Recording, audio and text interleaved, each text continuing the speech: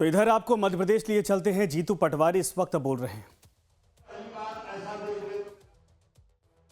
प्रत्यक्ष रूप से पर्दे के पीछे बैठा हुआ आदमी अपना विद्रूप चेहरा लेकर हमारे सामने आया है और एक तरह से आज का दिन तानाशाही की शुरुआत कर रहे हैं।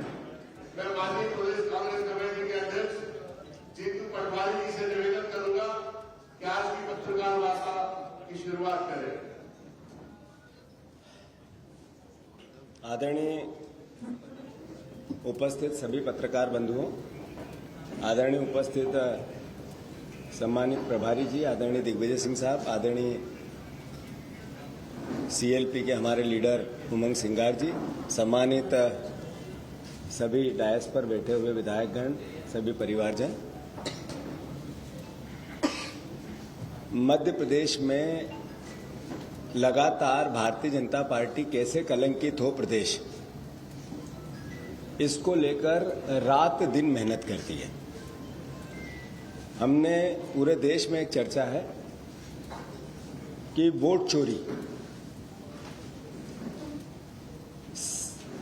वोटर लिस्ट मैनिपुलेशन, विधायकों की खरीद फरोख्त, मध्य प्रदेश ने इतिहास में ये काला अध्याय दर्ज करवा दिया। भारतीय जनता पार्टी निर्वाचन आयोग ने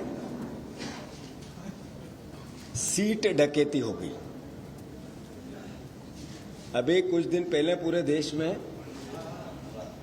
महिला आरक्षण का ढोंग भारतीय जनता पार्टी, नरेंद्र मोदी और उनके विचार के सारे मुख्यमंत्रियों ने किया। महिलाओं के प्रति इनका समर्पण और इनकी सोच मध्य प्रदेश की आज की पूरी घटनाक्रम से पूरे देश और पूरी दुनिया ने देख ली। राजनीतिक बातें बहुत सारी है, पर कलंकित कर दिया मध्य प्रदेश वासियों। भारतीय जनता पार्टी ने प्रदेश के प्राचीन सभ्य इतिहास को, इसकी प्राचीन सभ्यता को, इसके भाईचारे को, इसकी राजनीतिक विरासत को, ये लड़ाई देश के लोकतंत्र को बचाने की है। कांग्रेस पार्टी पूरी ताकत से जान लगा देगी, एक कदम पीछे नहीं हटेगी। पर इस बीच में इस पूरे घटनाक्रम के जो लीगल, जो निर्वाचन संबंधित आरोप और हमारे लीगल जो वकील हैं, न्याय को जानने वाले, उनने किस तरीके से, किस भावना से इस पूरे घटनाक्रम को राजनीतिक रूप दिया। लीगल वो रिजेक्ट नहीं कर सकते थे फॉर्म, न कर सकते हैं, पर राजनीतिक दुष्टता, इसको राजनीतिक दुष्टता का नाम दिया जाता है। एक निर्वाचन अधिकारी जो विधानसभा का सेक्रेटरी भी है, उन्होंने किस तरीके से राजनीतिक अमली जामा पहना भारतीय जनता पार्टी का, वो विस्तृत रूप से हमारे अजय गुप्ता जी सबसे पहले आपको बताएंगे। फिर हम फिर से हमारे मीनाक्षी नटराजन जी, आदरणीय प्रभारी जी, दिग्विजय सिंह साहब, उमंग सिंगार जी सब बात करेंगे। पर शार्ट में मैं आप सबसे आग्रह करता हूं, कलंकित कर दिया मध्य प्रदेश को। आदरणीय विजय भैया, अजय गुप्ता जी।